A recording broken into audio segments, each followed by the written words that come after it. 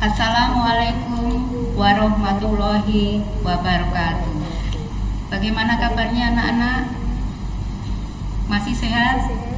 Masih semangat?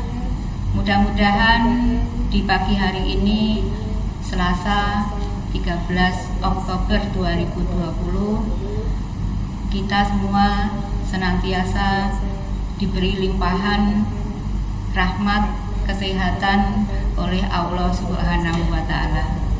Anak-anak, pembelajaran di pagi hari ini memang sengaja live membahas tentang soal-soal yang sudah kalian kerjakan.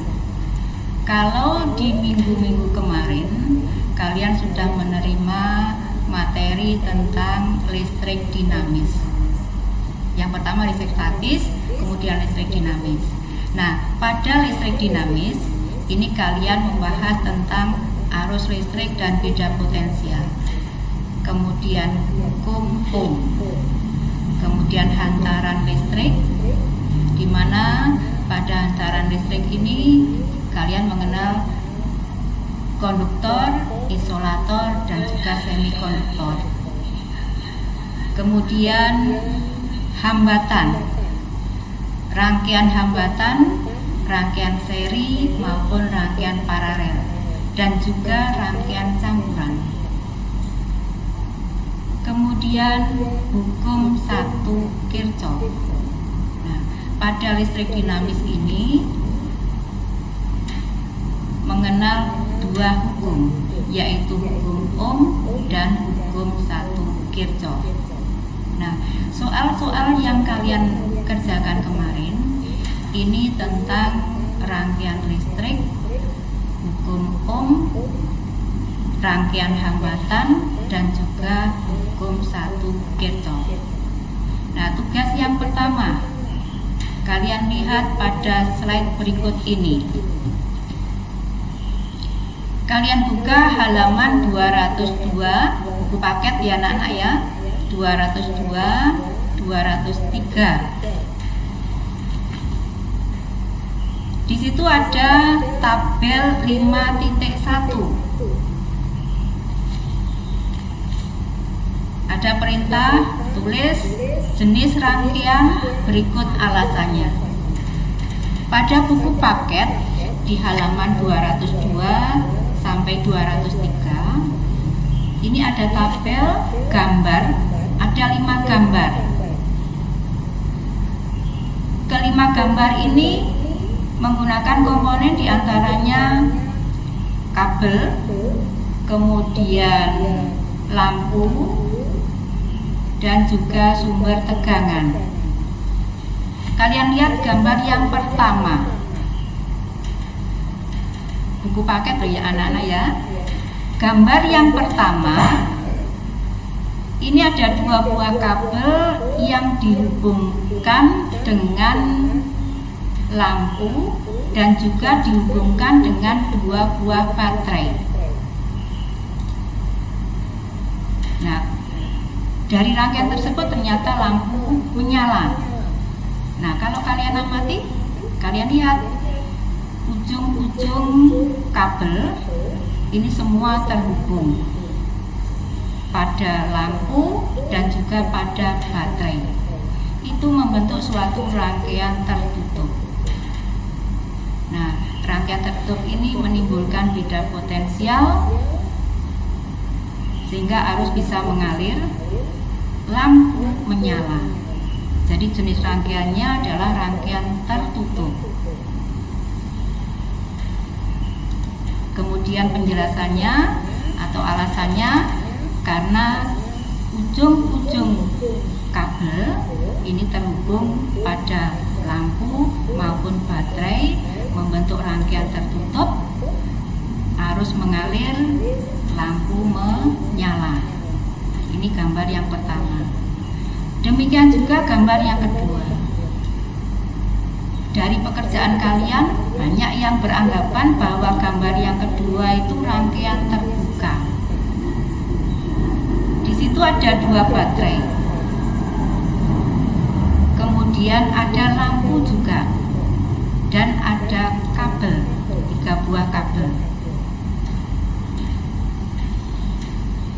Jenis rangkaiannya di situ merupakan rangkaian tertutup, walaupun satu baterai tidak terhubung.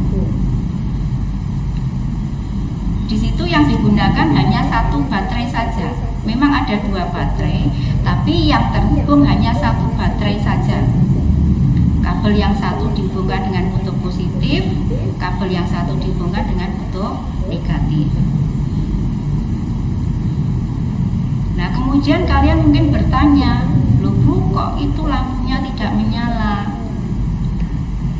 Lampu tidak menyala ini disebabkan karena arus yang mengalir pada rangkaian tersebut ini kecil,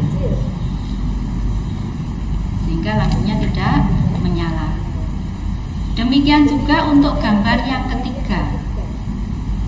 Gambar yang ketiga sama seperti gambar 1 dan 2. Rangkaian jenis rangkaiannya merupakan rangkaian yang tertutup, di mana semua ujung kabel terhubung pada baterai dan juga pada lampu. Jadi kalau di situ lampunya itu tidak menyala, kemungkinan arus yang mengalir di situ kecil. Sedangkan gambar yang keempat dan kelima, kalau kalian lihat satu kabel tidak terhubung kan anak-anak. Nah, ini merupakan rangkaian yang terbuka. Nah, arus listrik hanya mengalir pada rangkaian yang tertutup, sehingga timbul media potensial dan akhirnya lampu bisa menyala karena di situ timbul arus listrik. Kemudian yang nomor 2, kalian lihat halaman 221.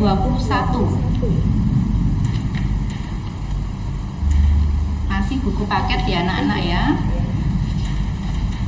Rangkaian hambatan. Di situ ada 4 buah gambar. Gambar A ada 3 buah hambatan yang dirangkai secara paralel. Sudah paham bagaimana untuk mencari rangkaian hambatan yang dirangkai secara paralel?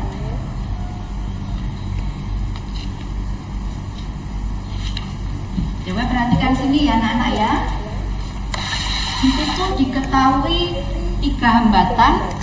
Yang pertama 2 ohm, yang kedua 6 ohm, dan yang ketiga 4 ohm.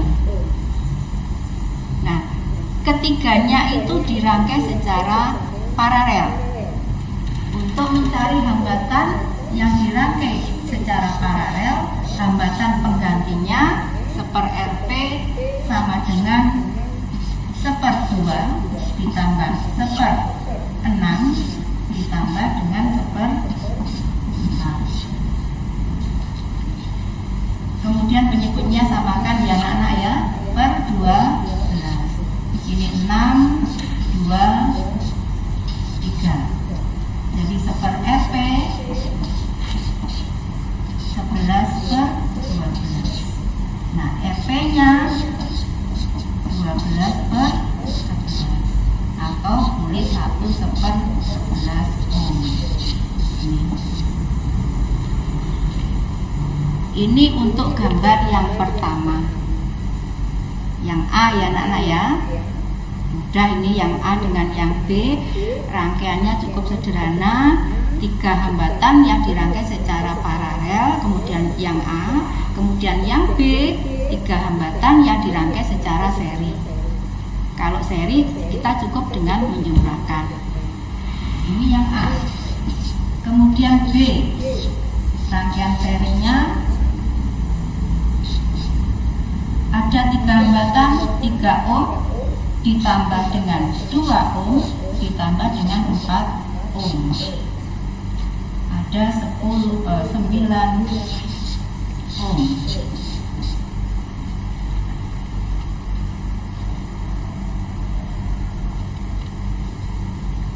Kemudian yang ketiga anak-anak, rangkaian yang ketiga dan keempat ini merupakan rangkaian campuran.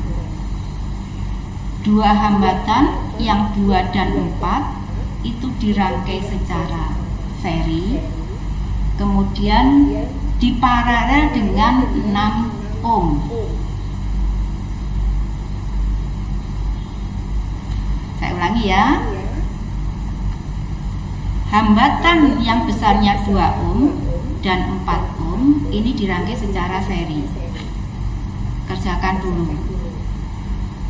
Setelah ketemu serinya, ketemu berapa anak? 2 dengan 4 berarti 6 ohm. Kemudian diparalel dengan 6 ohm. Pakai rumus rangkaian paralel tadi. Seper RP sama dengan boleh pakai ini. Jadi 2/6 atau RP-nya 6/2. 3 ohm. Ini gambar yang C. Kemudian untuk gambar yang D anak-anak, gambar yang D yang kalian kerjakan dulu adalah yang paralel. 3 dan 6 itu dirangkai secara paralel. Cari dulu hambatan penggantinya. Kemudian diserikan dengan yang 4 ohm. Kita coba ya. Ini tadi yang B, C, kemudian D. Seper RP sama dengan seper 3 ditambah seper 6. 2/1. Seper RP sama dengan 3/6 atau RP-nya 6/3 sama dengan 2. Ini masih 2 hambatan saja. Hambatan penggantinya R totalnya ya tinggal menjumlahkan karena dirangkai rangkaiannya menjadi seri. 2 ditambah dengan 6 ohm.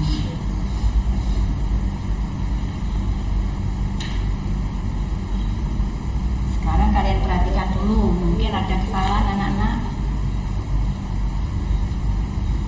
Yang A ketemu 1/11, yang B ketemu 9 ohm, kemudian yang C ketemu 3 ohm, dan yang D ketemu 6 ohm.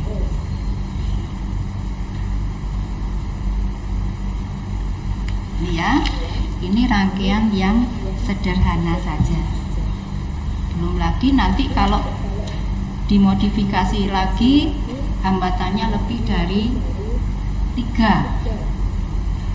Seperti contoh soal yang sudah disampaikan pada materi-materi sebelumnya. Contoh soalnya yang kemarin itu agak rumit, tetapi yang tugas kalian dibuat agak ringan supaya kalian pun juga tidak terbebani. Upayakan di dalam mengerjakan soal ini benar sungguh-sungguh, karena apa yang kalian kerjakan hasilnya itu juga merupakan kemampuan kalian nantinya. Berikutnya anak-anak, tugas berikutnya yaitu tentang hukum 1 Kirchhoff. Bagaimana hukum 1 Kirchhoff? Masih ingat? Banyaknya arus yang mengalir atau banyaknya arus yang masuk titik percabangan sama dengan banyaknya arus yang keluar dari titik percabangan. Jadi rangkaian itu ada 2 jenis, ada seri, ada paralel, dan juga ada campuran. Kalau misalnya saja rangkaiannya itu seri, rangkaian seri itu cirinya ya tiap komponen arusnya sama. Sedangkan untuk rangkaian paralel yang sama bukan arusnya, tapi beda potensialnya. Jadi tolong dibedakan ya. Jadi kalau rangkaian seri itu rangkaian yang tidak bercabang. Sering kita mengatakan nggak ada cabangnya. Sedangkan rangkaian paralel itu rangkaian yang bercabang. Sama halnya seperti soal yang kalian kerjakan kemarin. Lihat ya, soal ayo kita latihan. Perhatikan rangkaian berikut. Tentukan nilai I1, I2 dan I3. Di situ ada arus induk yang besarnya 4 ampere yang masuk pada titik percabangan P. Di situ ada 3 titik percabangan ya anak-anak ya. Ada P, ada Q, dan ada S. Titik percabangan itu apa? Tempat keluar masuknya arus. Nah, arus induk 4 ampere itu masuk ke titik P. Kemudian keluar, pecah menjadi 3. 10 ampere, kemudian I1 dan 25 ampere.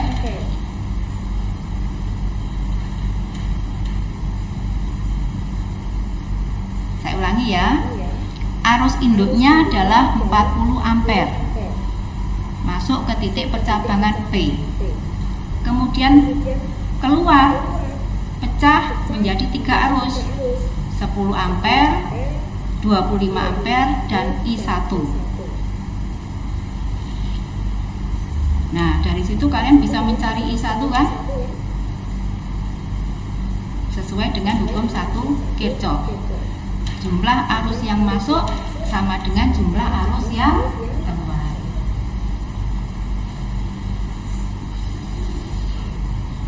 Sigma I masuk sama dengan sigma I keluar. I yang masuk mana? 40 ampere. I yang keluar 10 ampere. Kemudian I1 dan 25 ampere.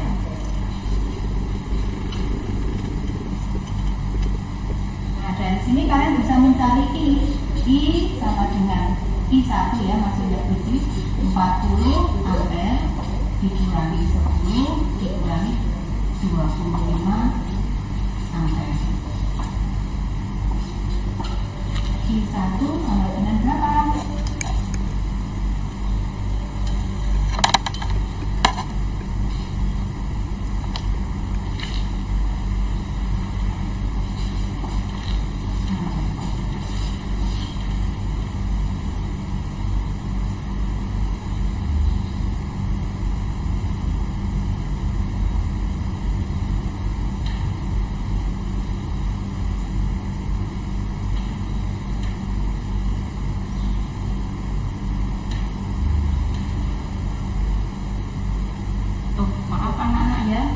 Ini kan 35 ampere ya.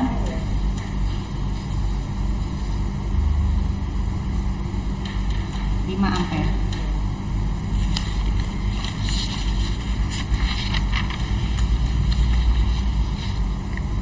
Terus berikutnya, setelah titik percabangan P keluar 3 arus, 2 arus itu masuk ke titik percabangan H.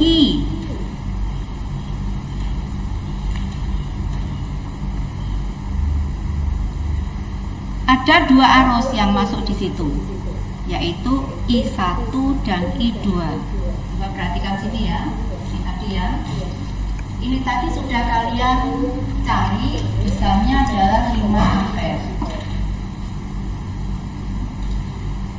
Arusnya masuk titik percabangan P keluar 3 ini.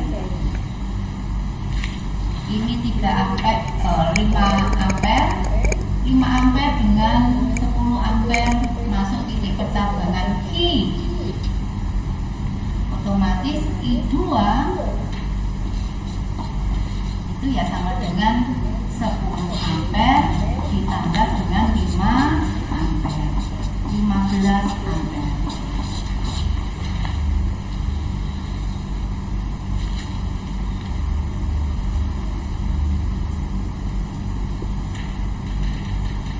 I1 ketemu, I2 ketemu, sekarang I3. I2 dengan 25 ampere ini masuk ke titik percabangan S, keluar menjadi I3. Berarti I3 itu sama dengan 15 ampere ditambah dengan 25 ampere. Atau bisa juga kalian tanpa menghitung, kalau arus induknya 40 ohm, 40 ampere, maka arus yang keluar di sini pun juga sama 40 ampere. Boleh juga lewat ini tadi 40 ampere. Nah, ini soal yang nomor 1 untuk pokok bahasan tentang hukum 1 Kirchhoff. Masuk berikutnya, soal yang kedua. Masih kalian perhatikan gambar di sini. Pada gambar ini arus induknya ini I masuk ke titik percabangan. Diumpamakan saja ini misalnya A. Nanti sama dengan simbolnya arus ya. Diumpamakan aja T saja ya, T. Kemudian ini U, yang di sini V.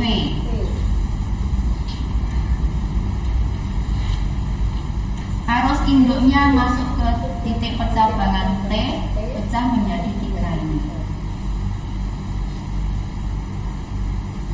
I1, I2, dan I3.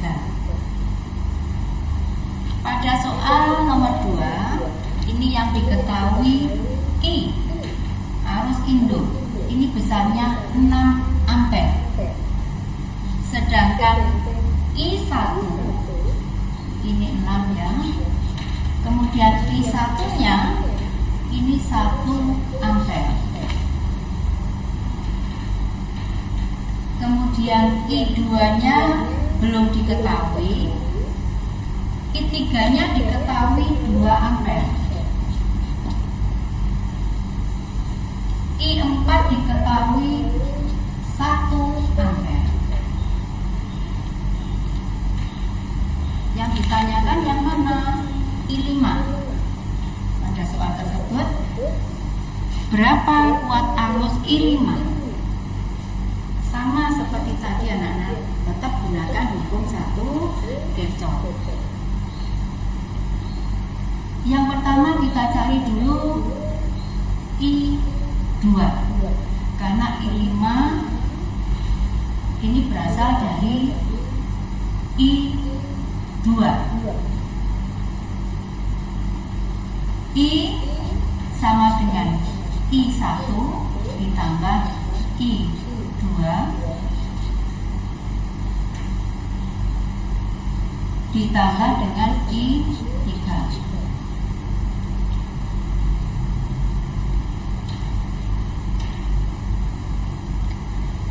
I-nya 6, I1-nya 1, I3-nya 2, I4-nya 1 ampere.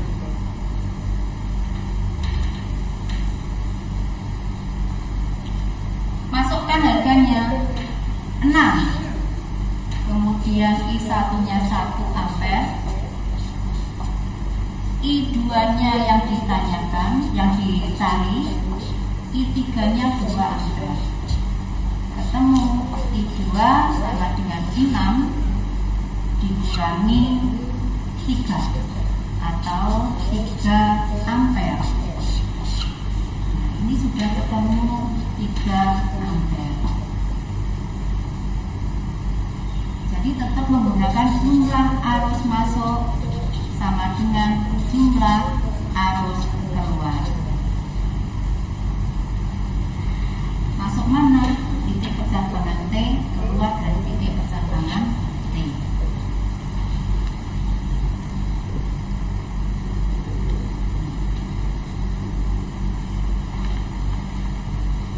Dari sini mungkin kalau ada pertanyaan kalian bisa chat di kolom komentar ya anak-anak ya. Isi lanjutkan. Setelah ketemu I2, nah kalian lihat I2 masuk ke titik percabangan U, pecah menjadi E4 dan I5. Kalau sudah ketemu I2 3 ampere, kemudian I4 nya itu 1 ampere, otomatis kalian bisa mencari I5. I5 berarti I2 dikurangi dengan I4, karena yang masuk adalah I2, sedangkan yang keluar adalah I4 dengan I5. I5 sama dengan I2 dikurangi I4 sama dengan 3 dikurangi 1, 2 ampere. Ini I5 nya. Nah, kita cek anak-anak. Ini 6. Kalau dijumlahkan ini juga harus 6, karena yang masuk 6. Kemudian yang ini I2 nya 3 ampere, berarti nanti yang masuk ke titik P juga harus 3 ampere. Kalau I4 nya 1 ampere, berarti I5 nya 2 ampere. Kalau mungkin nanti ditanyakan ini I aksen, ya kalian lihat ini, karena arus induknya itu 1 ampere, yang masuk titik percabangan T, maka yang keluar dari rangkaian ini juga sama, sebesar 6 ampere. Jadi ini I5 nya 2 ampere. 2 ampere. Satuannya salah anak-anak ya, ini satuan hambatan ohm.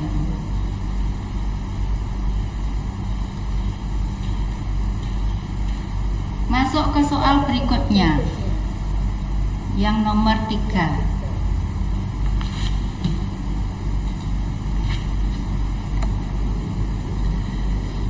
Nomor 3 itu ada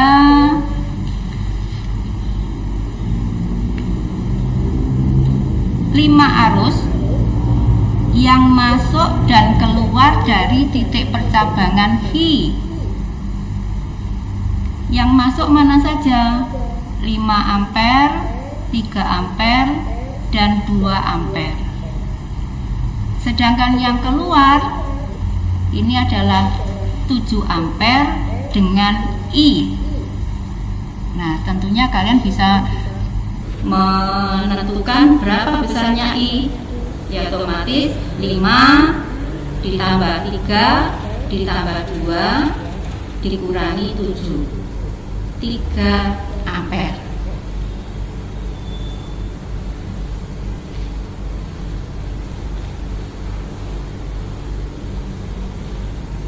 Soal berikutnya anak-anak,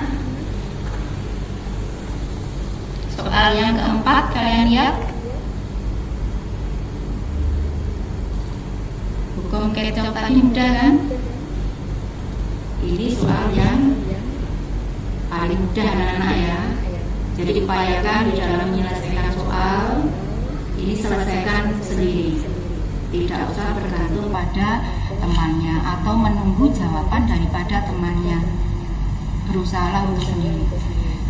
Kalau kalian mengerjakan sendiri, otomatis kalian akan paham. Tapi kalau kalian bergantung pada temanmu, otomatis kalian tidak akan memahami apa yang kalian tulis itu. Nah, berikutnya ini ya, soal yang keempat. Sebuah resistor masing-masing memiliki hambatan 2 ohm dan 2 ohm. sama-sama 2 ohm, yang dirangkai secara seri. Selanjutnya, kedua hambatan dirangkai dengan tegangan baterai yang nilainya 6 volt. Berapa nilai kuat arus listrik yang mengalir pada hambatan tersebut? Gunakan hukum Ohm, di mana I sama dengan V per R atau R sama dengan V per I. Pakai segitiga rumus anak-anak ya.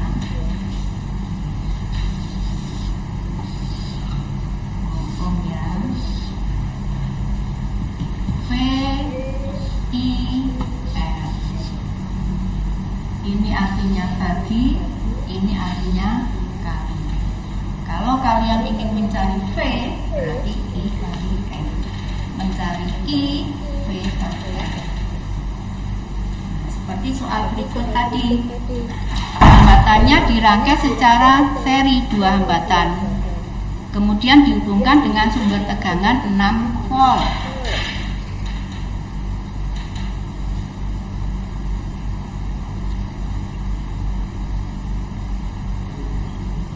Yang ditanyakan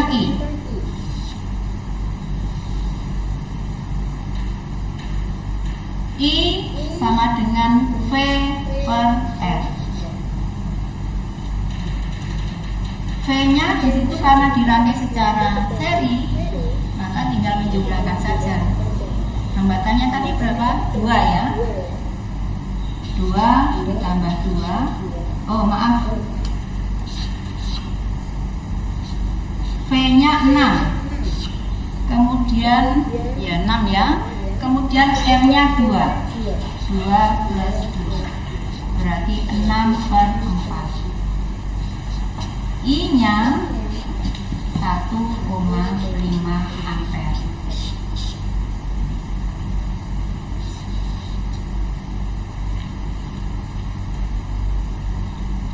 Mudah bukan anak-anak?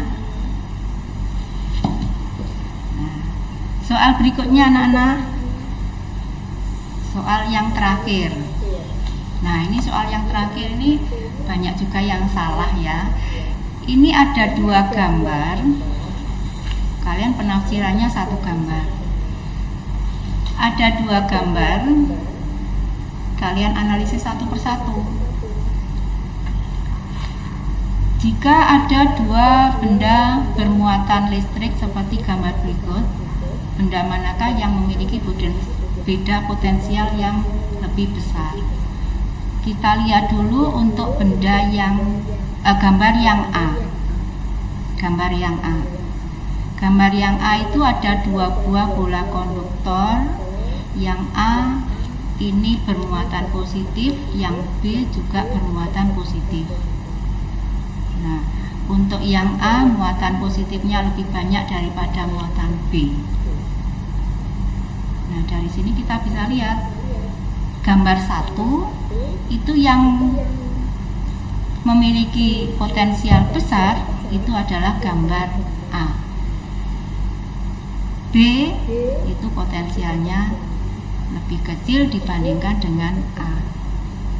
Kalau di situ dihubungkan dengan pengantar, maka arus listrik itu akan mengalir dari potensial tinggi menuju ke potensial yang rendah.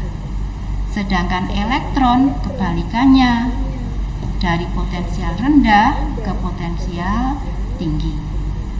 Jadi gambar yang 1 ini arah arusnya adalah dari dari A ke B.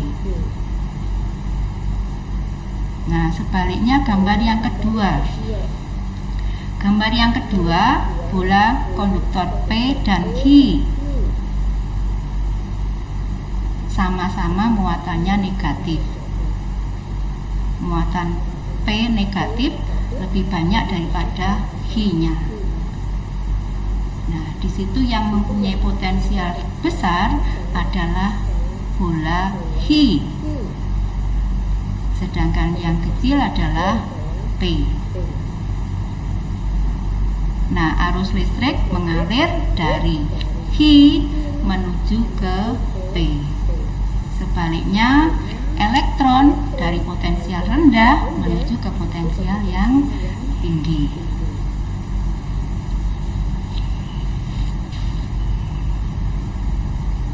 Anak-anak, pembahasan soal-soal pertemuan pertama dan kedua pada listrik dinamis ini sudah kalian selesaikan. Kalau Bu Iji membaca sepintas sudah Bu Iji koreksi sebagian ya. Ini kebanyakan yang salah itu pada nomor 5. Nah, nomor 5 itu beranggapan 1. Gitu ya. Seperti yang sudah dijelaskan Bu Iji, apa yang sudah dijelaskan tolong kalian catat. Nanti begitu hasilnya itu diberikan pada kalian, kalian bisa merevisi atau meralat mana yang salah, sehingga nanti saat ulangan kalian akan paham. Nah, untuk tugas yang minggu yang lalu ini tentang energi dan daya listrik. Kalian coba untuk mengerjakan sendiri. Sudah diberikan contoh latihan soal. Kalian coba untuk menyelesaikannya. Contoh latihan soal dan pembahasannya itu sama dengan apa yang menjadi tugas kalian. Oleh sebab itu, berusahalah untuk menyelesaikan tugas itu sendiri. Dan tolong di dalam mengerjakan itu tulis yang jelas tulisan kalian, sehingga Bu Iji ngoreksi itu tidak bingung untuk membacanya anak-anak, karena yang dikoreksi itu tidak hanya 1-2 anak tapi beberapa kelas. Oleh sebab itu tolong kerjakan sendiri, kemudian kumpulkan tepat pada waktunya, karena pengumpulan tepat waktu itu juga mempengaruhi masuk dalam keterampilan kalian, termasuk kedisiplinan kalian. Jangan menunda-nunda waktu. Kalau misalnya ada tugas saat ini pembelajaran IPA, ada tugas segera selesaikan. Pembelajaran berikutnya misalnya PKN, ada tugas silakan langsung dikerjakan, sehingga kalian tidak mempunyai beban untuk mengerjakan tugas yang banyak. Kalau kalian disiplin, Bu Iji yakin maka tidak berat apa yang kalian lakukan setiap harinya, asalkan disiplin ibadah. Tapi kalau sebaliknya, belum ada deadline-nya untuk mengumpulkan, tenang-tenang. Tetapi begitu deadline mengumpulkan di akhir bulan, kalian baru ngebut dengan tugasnya. Nah, itu yang membuat kalian berat. Saya kira hanya ini saja pembahasan tentang listrik dinamis. Kalau mungkin ada kesalahan atau mungkin ada pertanyaan dari kalian ya, silakan kalian bisa japri Bu Iji bisa, atau bisa chat di kolom komentar. Tetap jaga kesehatan anak-anak ya, tetap semangat berprestasi walaupun belajar dari rumah. Wassalamualaikum warahmatullahi wabarakatuh.